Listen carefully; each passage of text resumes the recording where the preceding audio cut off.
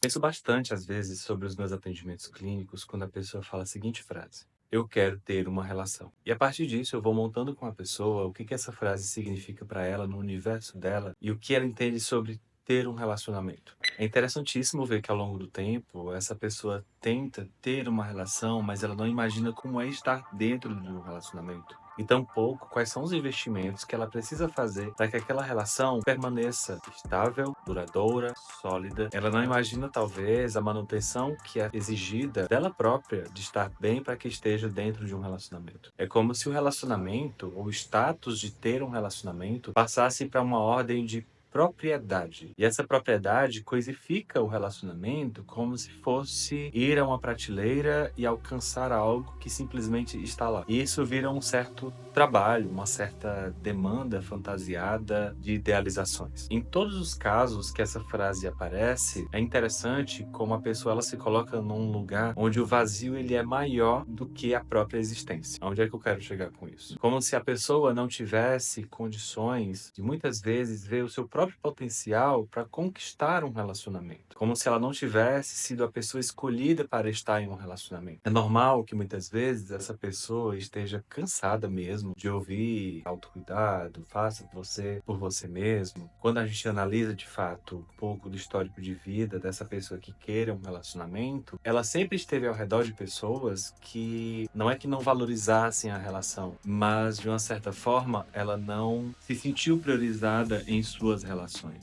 Isso é que é curioso, porque durante a infância ou adolescência, os nossos esquemas, as nossas construções cognitivas, elas ainda estão sendo desenvolvidas. E a nossa interpretação, ela fica muito sensível ao que o nosso espaço e ao que os comportamentos comunicam para nós. É nesse percurso de vida que todo o nosso self, toda a nossa visão de si mesmo, ela é formatada, como se a nossa descrença de ser ouvido, a nossa descrença de ser acolhido, também fosse para o mesmo lugar, fosse para o mesmo saco. Aonde, para ser ouvido, eu preciso fazer um determinado esforço. Para ser amada, eu preciso fazer um determinado esforço. Aprofundando um pouco mais na história de vida dessas pessoas, é interessante encontrar cuidadores, pais, ou pessoas próximas a essas pessoas que queiram estar em um relacionamento, que elas próprias se sentiram muito cobradas, não de forma direta, mas de forma indireta, como se, para ser amado, aquilo precise ser alcançado de alguma forma. Uma pessoa que passa por um vínculo familiar em que a relação familiar ela é muito instável ou muito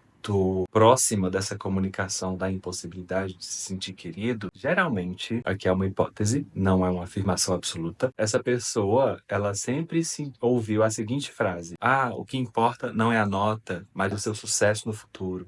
O que importa nesse momento não é o que você aprendeu, é a nota que você vai ter para você passar de ano. E é interessante ver que essa mesma pessoa que quer simplesmente ter um relacionamento, ela enxergue isso como uma tarefa, porque ela nunca enxergou o pequeno sucesso que ela teve, que era a nota que ela tanto quis alcançar, que era o esforço que ela teve de estudar, como se nunca tivesse bom o suficiente. E aí, quando chega na vida adulta, essa mesma pessoa que se esforçou tanto para ter um 9, para passar de ano quando era criança, essa mesma pessoa que nunca ouviu o que que era bom o suficiente, ela chega na vida adulta colocando para ela mesma parâmetros muito inalcançáveis, quase inexistentes. Quando estar numa relação não precisa de tanto esforço assim. Ela precisa só reconhecer que está em um relacionamento. Só que internamente ela está num ciclo muito próximo e preso desse lugar de impossibilidade, de insuficiência.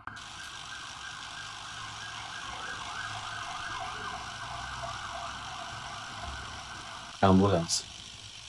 E essa insuficiência, ela se espelha novamente dentro das relações, dentro do trabalho e até em alguns comportamentos alimentares também, né? A pessoa que tende a querer perder um peso, ela não enxerga só um peso, ela quer perder o peso de uma forma impensada. Mas é interessante que esse ar de insuficiência, quando vem para o campo do relacionamento, como se a qualquer nível de distanciamento da pessoa fosse um sinal de perigo, fosse uma interpretação de que eu fiz algo errado para estar nesse relacionamento. Se a pessoa se afastou e não falou comigo, é porque ela tá me punindo por alguma coisa que eu fiz. A sensação que eu tô sentindo me remete à ideia de que eu preciso me esforçar mais para me sentir interessante para a pessoa, como se a pessoa que tá em silêncio também por vez, ou então, como por exemplo, pessoas que acabam tendo um lugar mais reservado no relacionamento, gostam de estar sozinhas, acabam também experimentando uma sensação de cobrança dessa outra pessoa e já vem com essa característica de apego ansiogênico, de apego inseguro, e ela não se sente em paz com tudo aquilo. Por vez, isso faz com que a própria pessoa que queira estar em um relacionamento, ela não consiga pausar e começar a racionalizar que nada daquilo importa. Tudo que ela fizer em prol do relacionamento não é o suficiente. Ela pode até ter pensado em determinado momento. Isso não é o suficiente. Mas agora, o que eu faço para poder amenizar tudo isso? O que eu faço para ficar em paz comigo mesma e enxergar que eu estou numa relação boa? O que a gente pode fazer em relação a isso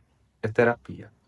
E a partir dentro da terapia, tentar desvincular a ideia de ter um relacionamento para estar em um relacionamento, aonde você pode se sentir bem também e demandar da outra pessoa cuidados. E que esses cuidados precisam ser demandados de uma forma muito pacífica e acolhedora. Como, por exemplo, às vezes podem surgir comunicações muito turvas, né?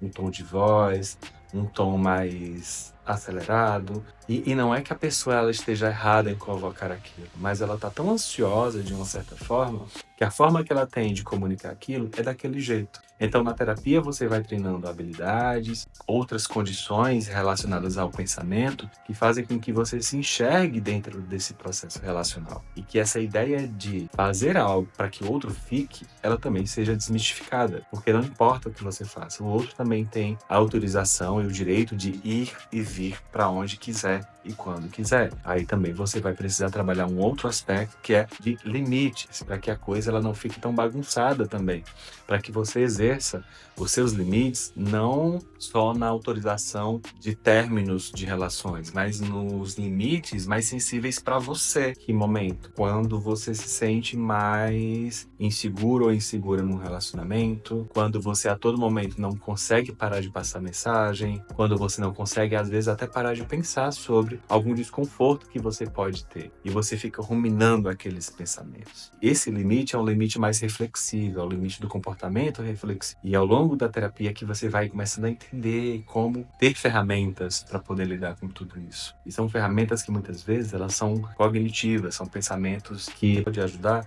a melhorar a sua relação com você mesmo e, consequentemente, o seu relacionamento amoroso, a sua relação com o trabalho e assim por diante. Eu espero que esse vídeo tenha feito sentido para você. Até a próxima e assine aqui o canal.